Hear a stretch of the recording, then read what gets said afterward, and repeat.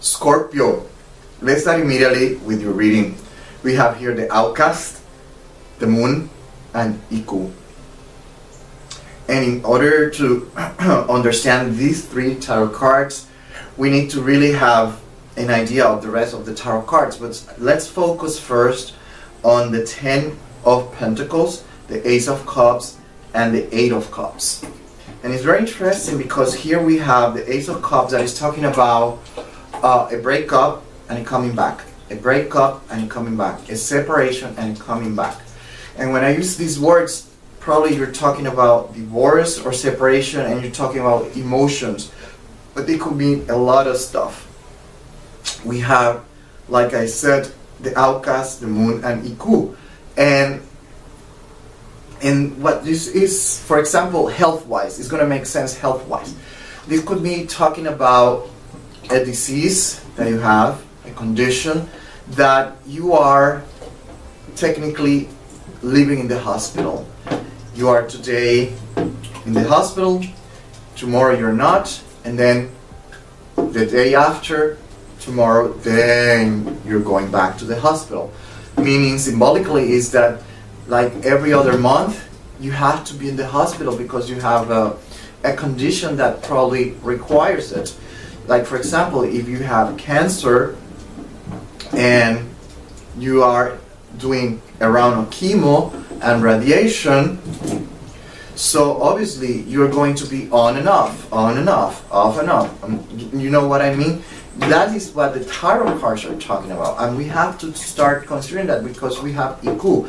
So we have here this on and off situation, that you are in the hospital and then you're not in the hospital. It could be leukemia, it could be I don't know, leukemia, any other diseases, that dialysis, that you have to constantly be in the hospital. And he's representing that, and he's letting us know that this is happening and it's going to start happening again during the month of September. Not necessarily mean you, it could be someone that you know that is dear for you, it could be a friend, it could be a family member, but it's talking about that. Why is the tarot cards talking about that? I'm going to explain that later. Then it could be also representing a relationship, a love relationship, where there is a constant on and off, meaning that you are with the boyfriend, with your spouse, with your girlfriend, you break up, and then coming back again, you separate, come back again, and this is the situation that the tarot cards are representing. Okay, that off and on situation. That's what the tarot cards are referring to, are talking about. It's like a healing process that starts, and then again,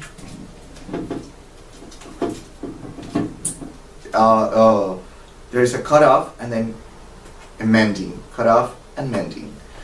And it's like eternal. And the 10 of Pentacles is letting us know that you are getting tired. And now I'm going to start explaining what is going on. You're getting tired of all this situation. And then we have here the 5 of Staff, Saint Mary, the Moon, and the 9 of Staff.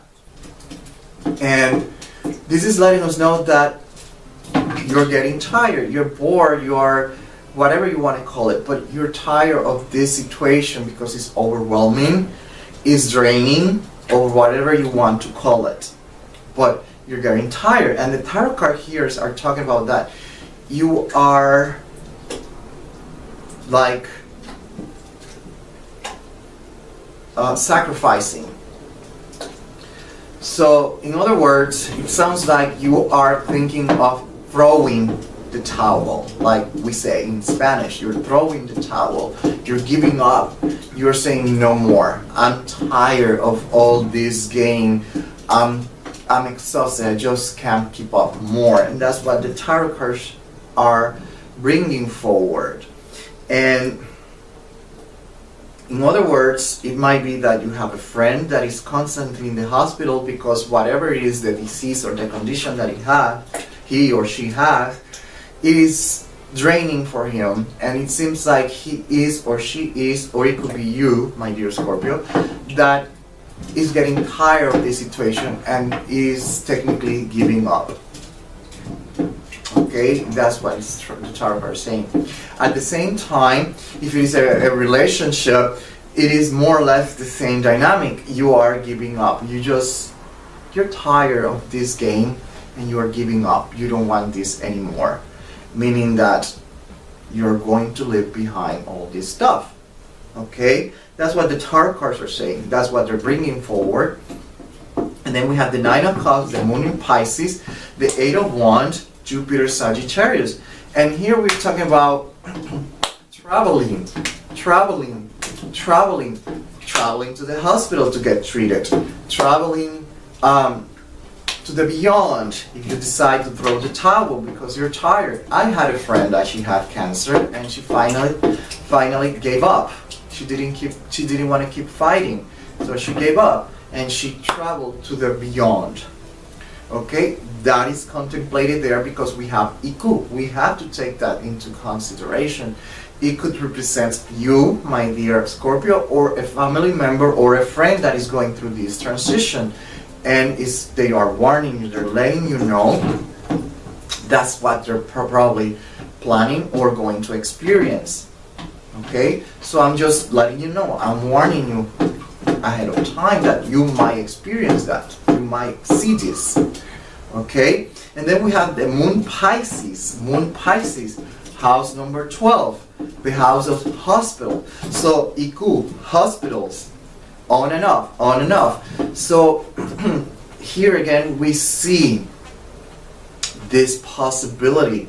But Iku literally is the angel of death. So there is a heavy emphasis on traveling to the beyond here. And that's why I'm just warning you and letting you know in advance. But this could be also a symbolical death. We have also to consider that. And it could be a divorce, and that's why we have Sagittarius.